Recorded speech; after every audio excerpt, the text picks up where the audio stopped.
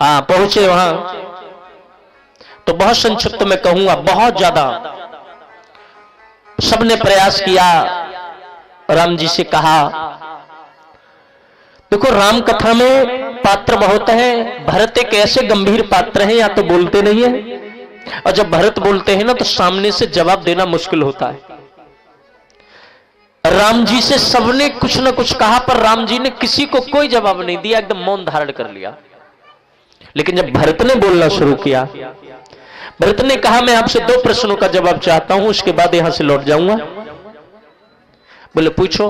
बोले मेरा पहला प्रश्न है, रघुकुल का नियम क्या है? पहला।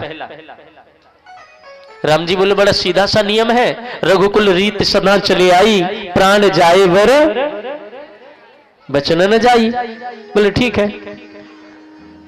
तो मुझे मेरा दूसरा प्रश्न यह है, मेरी माता कैकेयी ने पूज्य महाराज श्री से क्या वरदान मांगे? बोले पहले में आपको राज्याभिषेक और दूसरे में मेरे लिए 14 साल का बनोगा। बोले ठीक है। पहला वरदान क्या मांगा था? बोले तुम्हारा राज्याभिषेक। बोले मेरा राज्याभिषेक ना? बोले हाँ। रघुकुल के नियम के अनुसार पहले पूरा होना चाहिए या दूसरा पहले पूरा होना चाहिए? बोले पहला होना चाहिए पहले। बोले तुम में कहां राजा बन गया? भाई मैं राजा नहीं बना ना, रघुकुल के नियम के अनुसार पहले मैं राजा बनता, और जब मैं राजा बन जाता तब आप दूसरा वचन पूरा करते, तब आप वन में आते। राघव मेरा तो अपने आने का भी इंतजार नहीं किया और आप वन में कैसे आ गए?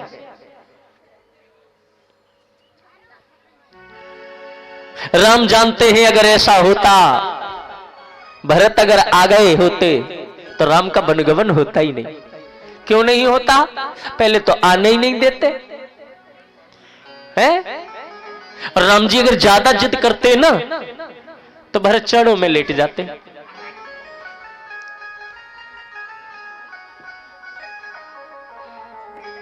तुम इधर जाओगे मेरे प्राण चले जाएंगे।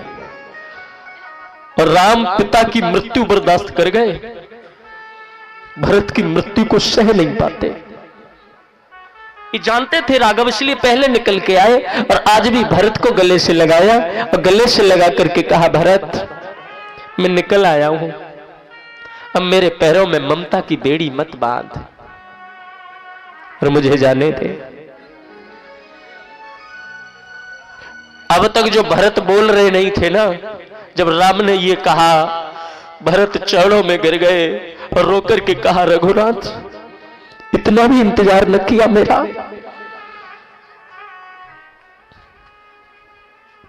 ये वो राम है जो पर्वत पर खड़े होकर के रोते थे। लखन पूछते थे क्यों रोते हो प्रभु? अब ये लखन को एहसास हो रहा है क्यों रोते थे। लखन पूछते थे क्यों रो रहे हो? तो कहते थे लखन मुझे भरत की याद आ रही है, जब जब राम अब सुध करे ही मुझे भरत की याद आ रही। तो लखन चिढ़ जाते थे, उसके लिए मरे जा रहे हैं जिसके कारण ये सब हुआ, मेरे लिए याद नहीं करते। और जब भरत ने ये प्रश्न किए और भरत ने जब अपना भाव प्रकट किया तो लखन समझ गए सही रोते थे। खाली हाथ आया हूं, खाली हाथ जाऊंगा नहीं। राम जी ने चरण पादुकाओं को दे दिया। अब वो भरत ने अपने हाथों में ही नहीं साहब अपने सिर पर रख ली। बड़े भैया की पादुका है, मेरा ये भाई है। और भरत ने कहा हे रघुनाथ 14 साल तक तुम्हारा इंतजार करूंगा, अगर 14 साल में आप आ गए तो तुम्हें भरत मिल जाएगा। 14 साल से एक भी दिन ऊपर गया तो भरत जिंदा नहीं बचेगा। ये है राम कथा। भाई भाई के लिए आजकल देखा है तुच्छ चीजों पर लड़ जाते मर जाते, लेकिन राम कथा सिखाती है। अवध जैसे सिंहासन को खेल बना दिया, उन्होंने उधर दिया, उन्होंने उधर दे दिया।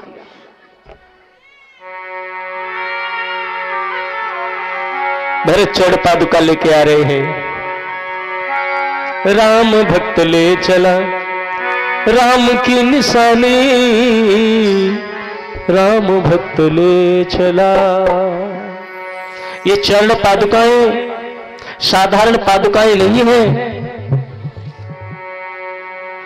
इसमें दो कथानक मिलते हैं। एक कथा के अनुसार ये पूज्य महाराज दशरथ जी की पादुकाएं हैं जो राघव जी ने दी हैं।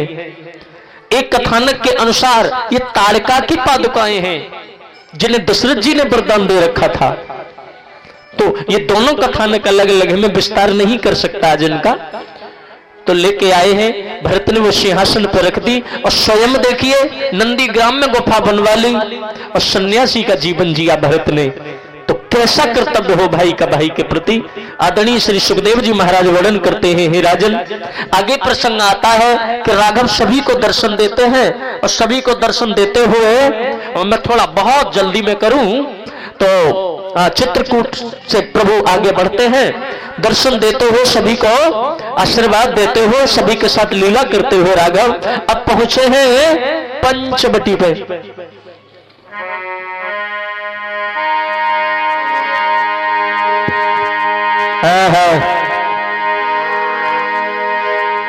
शूर्पणखा रावण की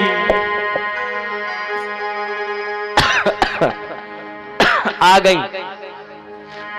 है। अब ये कथा बड़ी इंटरेस्टिंग है। आ गई देवी जी यो और सीधे ही बोली तुम सम पुरुष मौसम नारी। आप जैसा पुरुष नहीं, मेरी जैसी स्त्री नहीं है। तो अगर देखो, अब सुन लो मेरी बात। इस चौपाई का अर्थ अलग अलग तरीके से किया जा सकता है, भौतिक और आध्यात्मिक। भौतिक दृष्टि से देखा जाए तो शूर्पणखा कह रही है तुम सम पुरुष न मोह सम नारी, मतलब तुम्हारे समान पुरुष नहीं, मेरी समान सुंदर स्त्री नहीं। अगर हम दोनों गठबंधन कर ले तो ऐसी जोड़ी नहीं होगी। ये तो रहा भौतिक दृष्टि, लेकिन असल में कारण क्या है वो सुन लीजिए। मैं ज्यादा विस्तार तो नहीं कर रहा हूं, लेकिन भाव समझा दूं। शूर्पणखा केवल ये नहीं कह रही है विवाह कर लो, पता है वो क्या कह रही है? वो कह रही है तुम सम पुरुष न मोह सम नारी। तुम्हारे समान दुखी पुरुष नहीं है जो राजा बनने को था, वनवास में पड़ा है। और मोह सम नारी, और मेरे समान दुखी दुनिया में कोई स्त्री नहीं होगी जिसकी शादी तो हुई, हाथों की मेहंदी नहीं छूटी, उसके पति को उसके भाई ने मार दिया।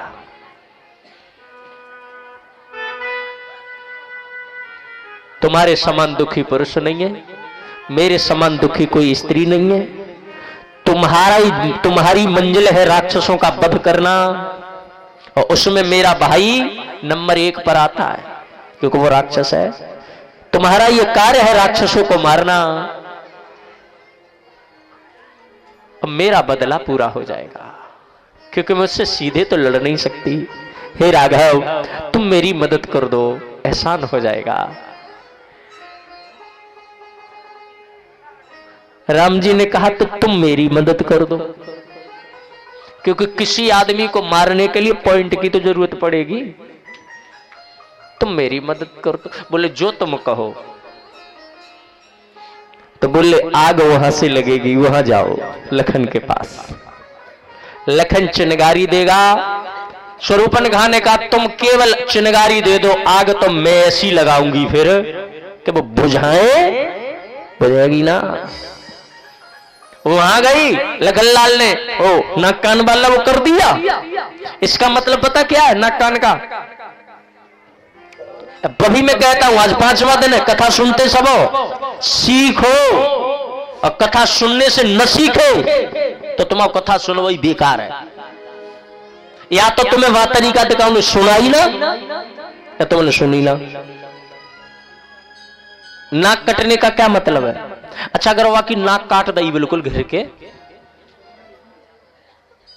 आजकल हमारे बड़े बूढ़े क्या कहते हैं, बेटी घर से बाहर जाए, बेटा हमारी नाक को ध्यान रखिए, हाँ या ना, हमारी नाक को ध्यान रखिए, देख नाक ना कट जाए हमारी।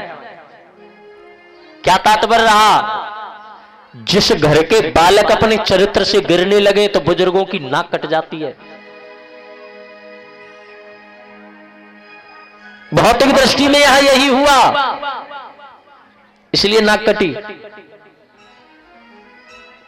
और जो डील हुई थी ना राम से, खरदूषा त्रिशला से कहा उनका कल्याण कराया।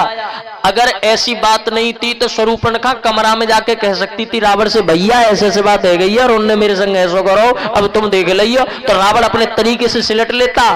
लेकिन शूर्पणखा ने कहा बीच दरबार में, बोले छुपाना भी चाहेगा तो छुपाएगा नहीं, लोग जीने नहीं देंगे, इसकी मजबूरी हो जाएगी। अब वही हुआ। अब जब इसका क्या नाम है, खरदूषा त्रिशला मर गया तो मंदोदरी ने ही तो समझाया था रावण को, जो उन्हें मार सकते हैं वो भगवान है, क्यों लड़ना चाहते हो उनसे, क्यों उनसे बदला लेना चाहते हो। उस समय रावण ने कहा था, अरे पागल तू क्या जानती है, ये शूर्पणखा ने समझ के आग लगाई है, लड़ना मेरी मजबूरी है, नहीं लड़ूंगा। कल लंका के लोग कहेंगे देखो कैसो महाराज है, या कि बहन की नाक कट गई, घर बैठो चुप जा, हमारी क्या मदद करेगा, तो लड़ना तो पड़ेगा। यही तो कह रहा है रावण, लड़ते लड़ते, चल तो लाइन गा ले,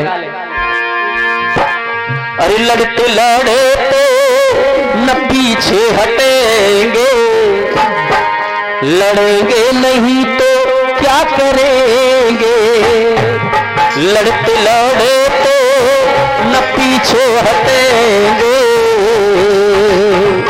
लड़ेंगे नहीं तो क्या करेंगे। शुरुआत तो राम जी ने की, शुरुआत तो राम जी ने, अब लड़ेंगे नहीं तो क्या करेंगे, लड़ते लड़ते न पीछे हटेंगे। मंदोदरी कहती है महाराज,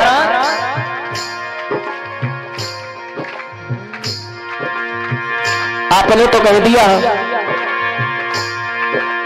मेरा सोचा है, आपने मुझे नहीं सोचा, मुझे नहीं देखा।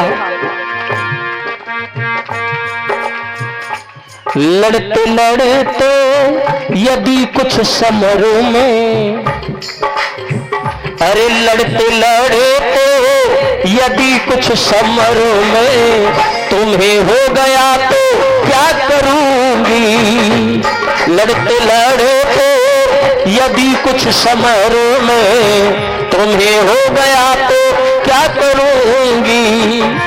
मुझको सिंदूर प्राणों से प्यारा, मुझको सिंदूर प्राणों से प्यारा, यही खो गया तो क्या करूंगी।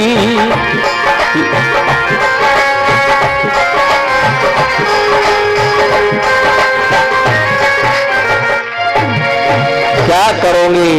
तब राम रावण का युद्ध अब आगे शुरू होगा।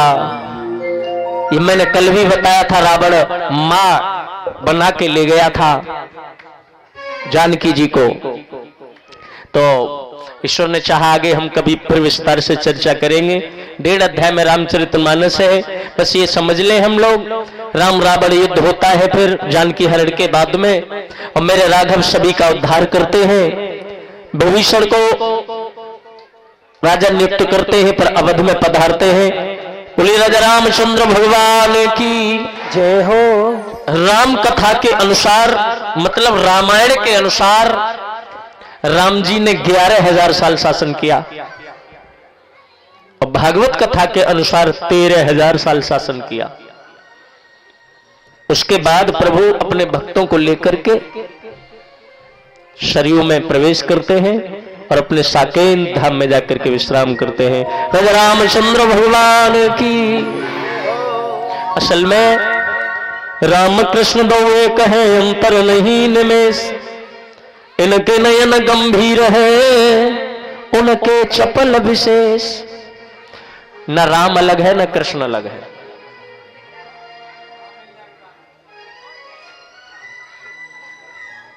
इतना समझ लो, राम ने जो किया है वो करो, कृष्ण ने जो कहा है वो करो। आगे बड़ा सुंदर प्रसंग आता है अजामिल का, और फिर गजराज मोक्ष की कथा प्रभु सुखदेव जी महाराज परीक्षित को श्रवण कराते हैं, और फिर कृष्ण कथा में प्रवेश करते हैं। हो मेरी झोपड़ी के भाग अब गाओ। मेरी झोपड़ी के भाग आज खुल जाएंगे, राम आएंगे। मेरी झोपड़ी के भाग आज खुल जाएंगे, राम आएंगे। आनंद ना रहो, दिल से गाइए, दोनों हाथ ऊपर हो और कहेंगे ओ मेरी झोपड़ी के भाग अब खुल जाएंगे, राम आएंगे। मेरी झोपड़ी के भाग अब खुल जाएंगे, राम आएंगे। हरि बोल, जय श्री राधे।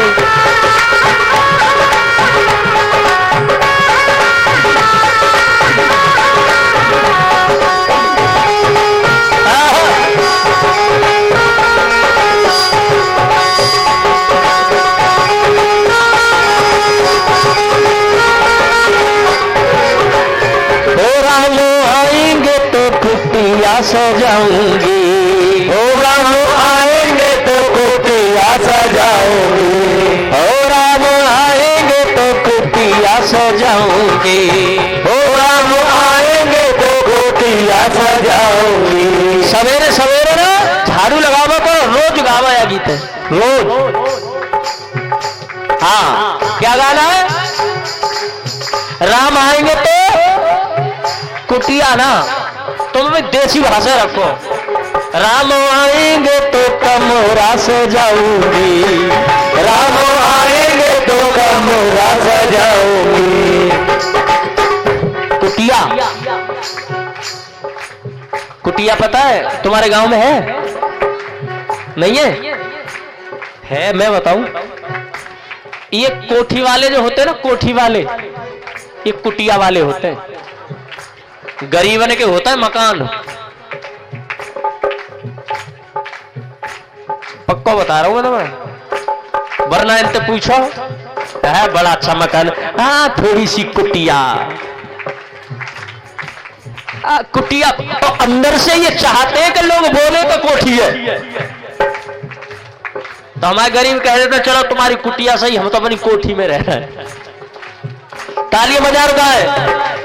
ओ राम आएंगे तो कुटिया सजाऊंगी, राम आएंगे तो कुटिया सजाऊंगी। ओ मेरी झोपड़ी के भाग अब खुल जाएंगे, राम। ओ मेरी झोपड़ी के भाग यार खुल जाएंगे, हाथ ऊपर आएंगे। श्री राधे, श्री राधे।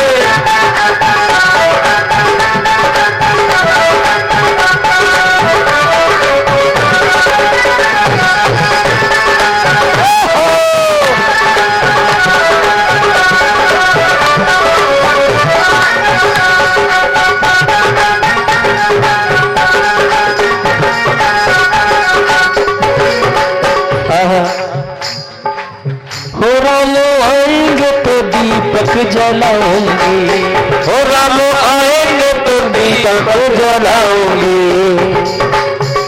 रोज गाओ, और एक गीत घर में कभी मत गाओ। मम्मी के बोल तुम्हें कैसे लगे, कतई नहीं। जैसे पीरी ततैया ने खाई ले पिया, कितना बुरा गीत है। मतलब सास इतना बुरा बोलते, अरे मरो। राम आएंगे तो दीपक जलाओगे, ओ राम आएंगे तो दीपक जलाओगे, ओ राम आएंगे तो दीपक जलाओगे, ओ राम आएंगे तो दीपक जलाओगे, ओ मेरी बूढ़ी आगे भाग खुल जाएंगे राम आएंगे, ओ मेरी बूढ़ी आगे भाग खुल जाएंगे राम आएंगे, ओ राम आएंगे, राम आएंगे, मेरी कुटी आके भाग खुल जाएंगे राम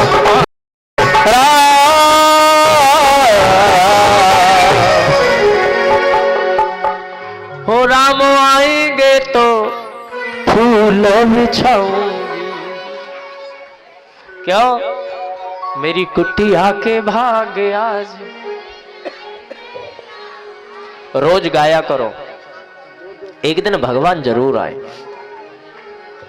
पहचान तुम लियो, ये जिम्मेदारी तुम्हारी है। हाँ, ना जाने किस रूप में नारायण मिल जाए। किसी को पता था कि चामड़ मंदिर पर भागवत होगी? पहले सोचे थे? और सुनो, ये तो सोच भी लिए चलो, फिर ये नहीं सोचे होगे कि गांव से इतना दूर इतने लोग भी आ जाएंगे। सही बताऊं, कबो कबो तो मैं सोचू हूं तुम हो पक्के भगत,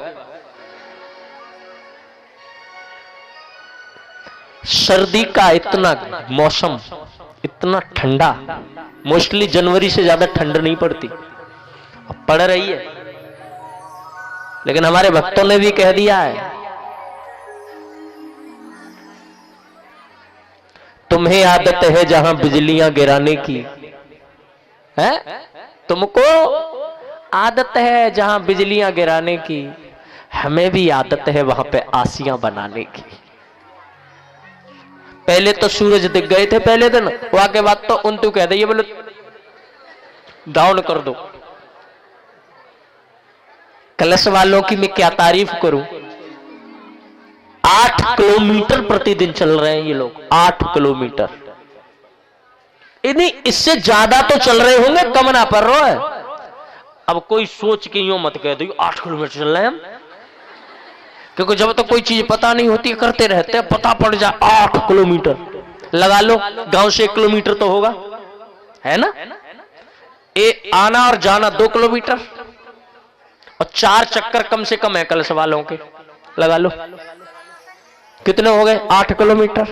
परिक्रमा तो अलग है, ये तो आवे जावे को, और जो हुआ कौन तैयार है उनको तो 12 पर रहो।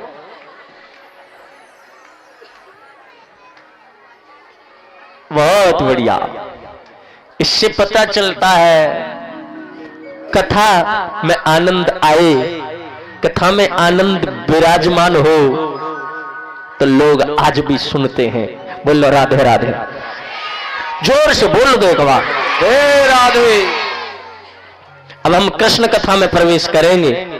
बिल्कुल शांत रहें, जैसे हमने सूर्यवंश को सुना, चंद्रवंश को सुनेंगे। अब परमात्मा के 24 अवतारों में सबसे श्रेष्ठ अवतार राघव का।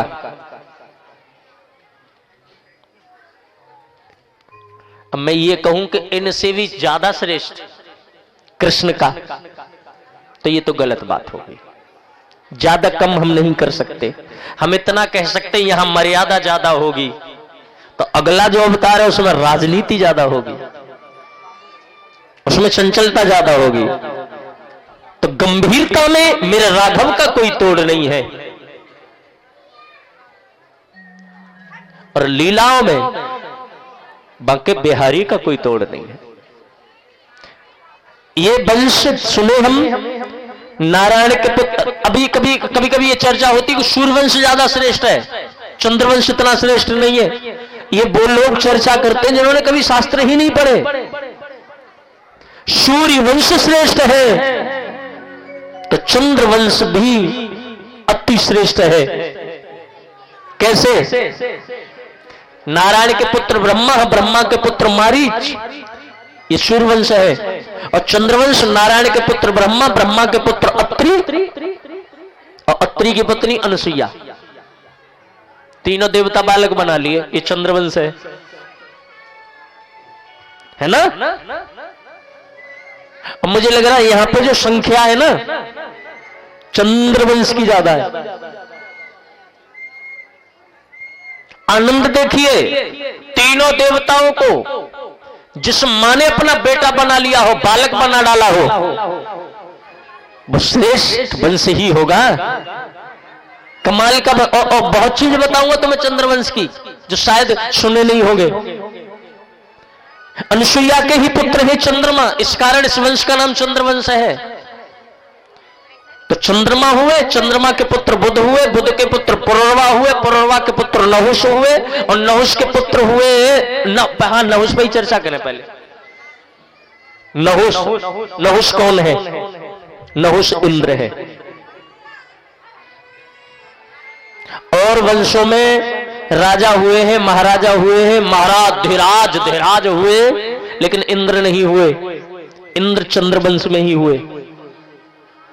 मतलब इंद्रासन पर भी चंद्रवंश का कब्जा रहा है। नहुष इंद्र बने, इनके पुत्र ययात, और ययात की पत्नी है दो। इनका नाम है देवयानी और दूसरी है सर्वनिष्ठा। ये जो देवयानी है ना, ये शुक्राचार्य महाराज की पुत्री है। तो यहां पर परीक्षित ने प्रश्न कर दिया, गुरुजी ब्राह्मण की कन्या क्षत्रियों में कैसे आ गई? बोले वो सर्वनिष्ठा ने एक बार कुआं में धकेल दी थी, तो ययात ने हाथ पकड़ के बाहर निकाला, तो देवयानी ने ययात को अपना पति मान लिया था। शुक्राचार्य महाराज ने विवाह कर दिया। तो देवयानी के जो पुत्र हैं वो है यदु और पुरवसु।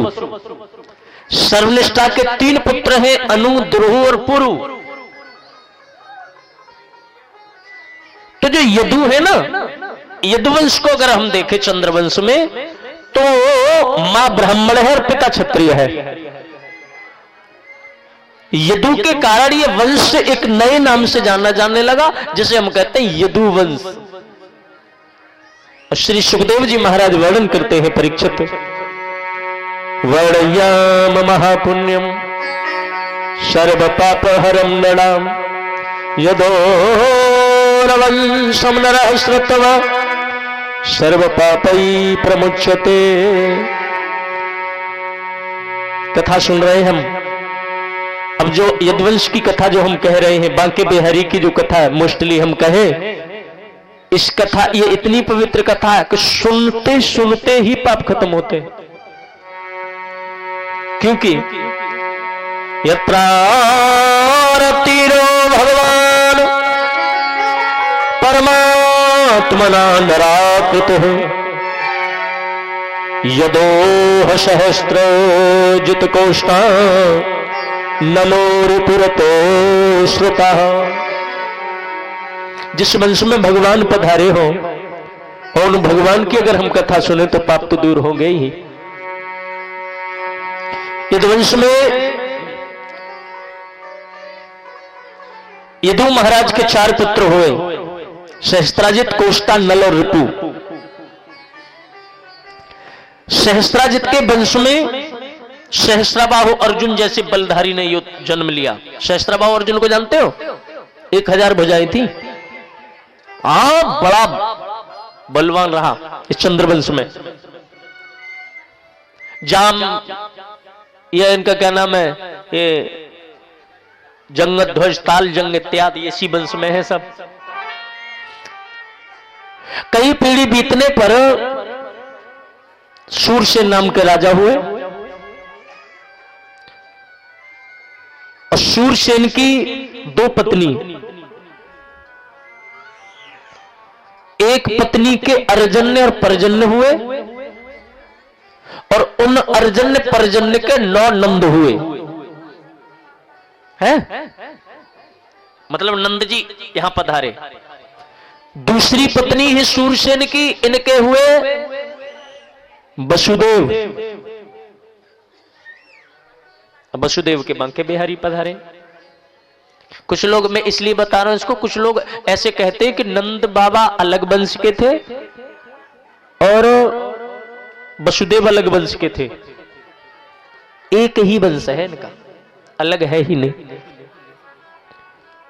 एक इनकी बेटी है शूरसेन महाराज की, इनका नाम है प्रथा। प्रथा को ही हम लोग कुंती कहते हैं। वसुदेव की सगी बहन है कुंती, खास। कुंत भोज ने गोद ले ली थी तो प्रथा का नाम बदल के कुंती कर दिया था।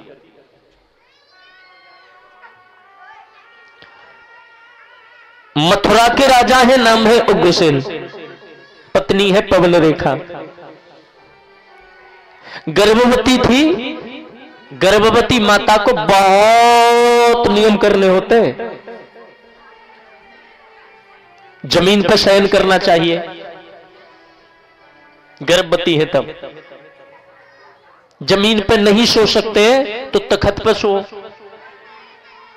मतलब चारपाई पर शयन करना मना है। एक दूसरा, वैसे चाहे नाटक देखो या कोई मूवी देखो, कुछ भी वैसे करना नहीं चाहिए, लेकिन फिर भी अगर तुम देखते हो तो देख लो। नहीं मानते तो मन कर रहा है तो देख लो 2-4-1 घंटे के लिए। लेकिन जिस समय आप गर्भवती है उस समय पर किसी भी नाटक को देखना अपराध है, बिल्कुल नहीं देखना चाहिए।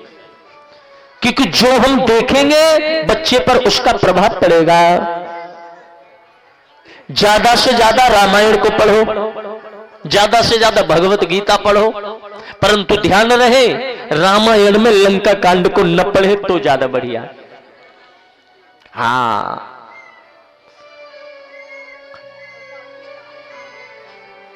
क्या पता लंका कांड का ज्यादा प्रभाव बच्चे पे आ जाए।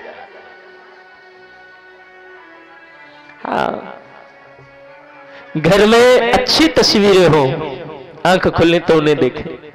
अच्छे गीत गाए, जैसे अभी गा रहे थे, मेरे कुटिया के भाग आज खुल जाएंगे राम, ऐसे गीत गुनगुनाते रहे।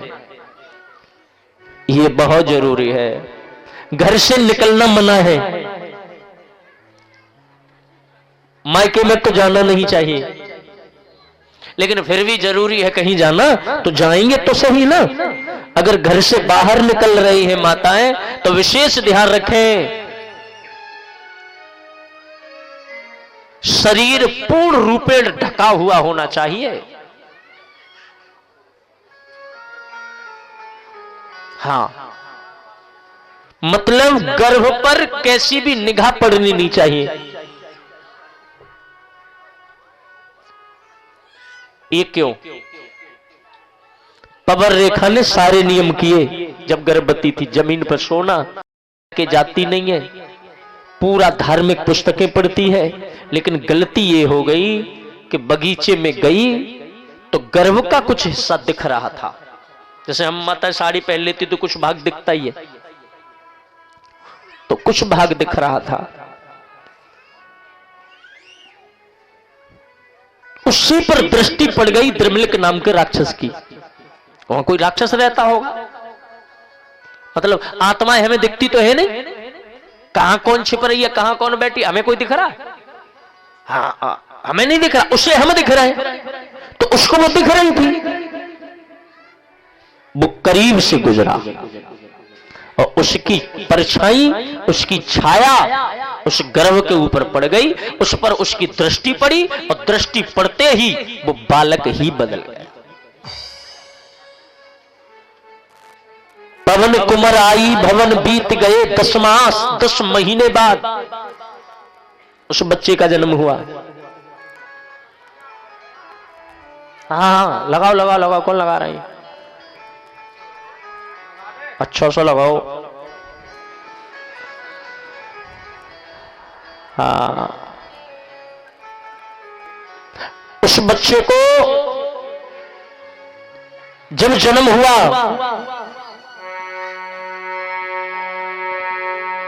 कंपन नभ में छा गया मलिन सूर्य का वेश, घोरी घड़ी नक्षत्र में प्रकट हुआ कल से। इसने जन्म लिया। ब्राह्मणों ने कहा ये तो दुष्ट बालक है महाराज। पवर रेखा ने कहा अगर ये दुष्ट है तो मैं इसका परित्याग करती हूं। मेरे इतनी मेहनत इतने कर्म के बावजूद अगर ये दुष्ट है तो मैं इसका परित्याग करती हूं। अर्धरात्रि में जाकर के जमुना जी में इसको बहा दिया। जाको राखे साइया मार सके ना कोई, भगवान को तो अलग ही मंजूर था। सूरसेन महाराज बटेश्वर में वो सुबह सुबह स्नान करने गए, बच्चे को बहता हुआ देखा, बाहर निकाल लाए। इनके एक बेटा था सूरसेन का, छोटे से हैं वसुदेव महाराज, बहुत छोटे, हाँ गोद में ही अभी, हाँ बहुत बार वैसे मासूम से। सूरसेन ने कहा तब तक अरे मेरे एक था अब 2 हो जाएंगे, किसी की जान बच जाए। बच्चे को पाला, बड़े हो गए। नारद जी ने आकर के बताया तू सूरसेन का नहीं है, वरना पूछ लेना। हाँ कंस नाराज हो गया। सामने सूरसेन महाराज के कहा मैं तुम्हें पिता समझता था, सत्य बताओ मैं किसका पुत्र हूं। सूरसेन ने कहा बेटा हमने तो पाला था, पता नहीं किसका है। नारद जी से जाकर के कंस ने पूछा तो नारद जी को आनंद आता लगाने में। हाँ नारद जी बोले उग्रसेन का है। पंडितन ने कह दई सो तो बहा दो। हाँ कंस बोला मैं ब्राह्मणों को छोड़ूंगा ही नहीं अब। लेकिन छोड़ूंगा क्या नहीं, ताकत तो हो। अब ताकत किसके पास से लूंगा? बोले उसके लिए किस सबसे अच्छे कौन से देवता पता है मालूम? हमारे भोलेनाथ।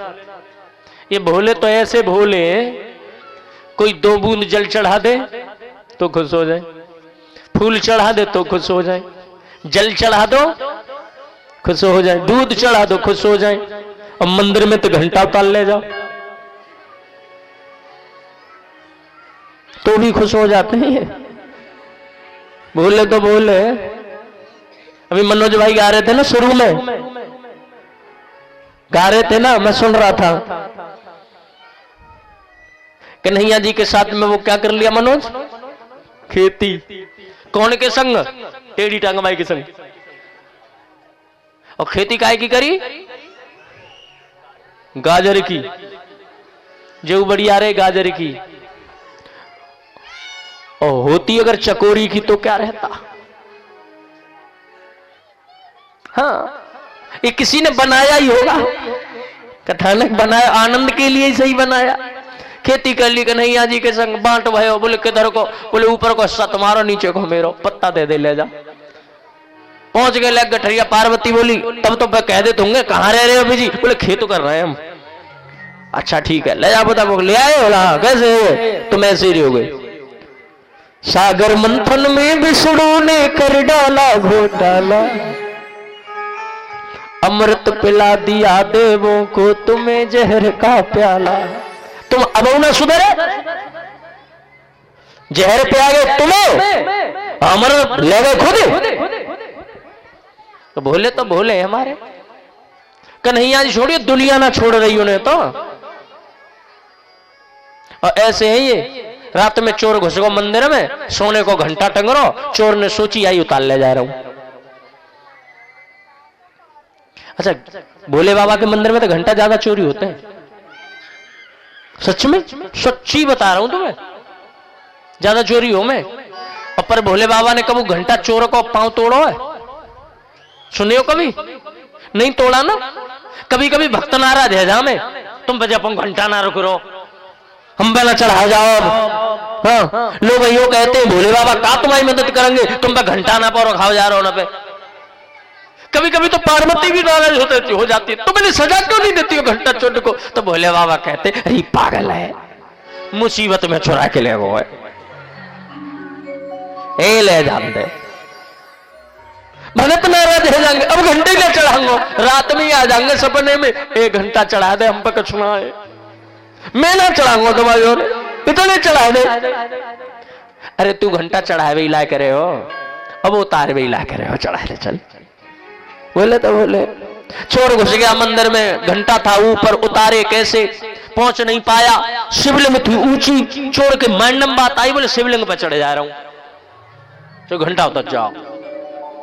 रात में देखा कोई नहीं, भोला का भोला है का शिवलिंग में भगवान है, वह का पता। और शिवलिंग पे पैर रखता ही जा रहा था कि तब तक भोले बाबा पकड़ो ओ जो शिव को देखा चोर पावन में गुरु को गलती है गई बाबा, बाबा गलती है गई, मोह माफ करो। भोलेनाथ बोले मैं बड़ा प्रसन्न हूं वत्स, तू मांग, जो मांगेगा वो ही दूंगा। चोर बोला क्या खुश हो आप? अरे बाबा काहे को मजाक कर रहे हो, गलती है गई, ये माफ कर दो ना। चोर ने समझा ये व्यंग कर रहा है। भोलेनाथ बोले व्यंग नहीं कर रहा हूं, कोई 2 बूंद फूल, कोई 2 बूंद जल चढ़ावे, कोई दो लोटा दूध चढ़ावे, कोई फूल चढ़ावे। तू तो बेलो भगत है जो सबरो ही चढ़ गो। हाँ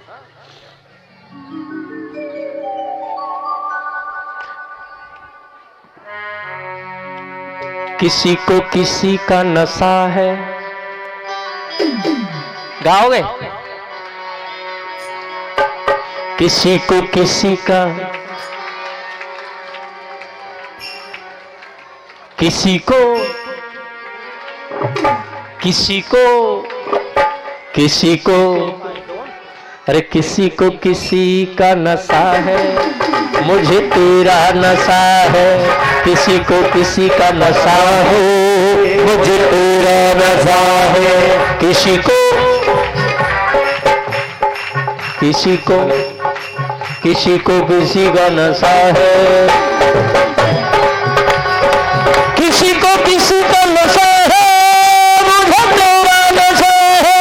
किसी को किसी का नशा है, मुझे तेरा नशा है। भोलेनाथ के भक्तों सुन लो, शिव वो नहीं है जो भांग पीता है, शिव वो नहीं है जो चिलम पीता है। 4 वेद 6 शास्त्र 18 पुराण गारंटी देता हूं, कहीं भी कोई लिखा दिखा दे कि भोले बाबा ने भांग पी या चिलम पी, ये पाखंडियों ने बनाया है सब। शिव एक भी नशा नहीं करते, एक भी। हाँ,